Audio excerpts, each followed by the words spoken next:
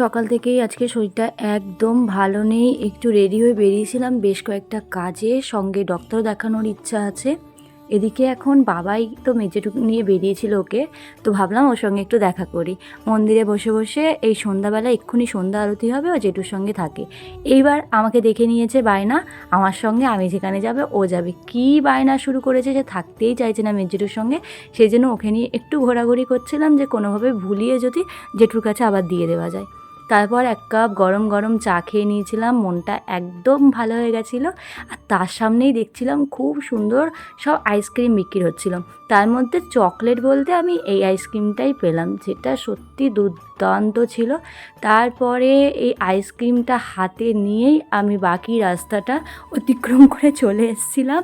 আর অনেক কিছু কেনার ছিল, সেই জন্য আমি এখান থেকে কেনাকাটিটা করে নিলাম। আর বেশ অনেকগুলো দোকান ঘুরতে হয়েছে। বাগুইআটি একবার ঢুকলে ক্যামেরা অন করে বাজার করা খুব মুশকিল। সমস্ত কিছু কেনাকাটি করে চলে এসেছিলাম মায়ের মন্দিরে। এক্ষুনি মায়ের সন্ধ্যা আরতি শুরু হবে। তো চলো, আজকে ভিডিওটা কেমন লাগলো জানিও। আজকের মতো বাই।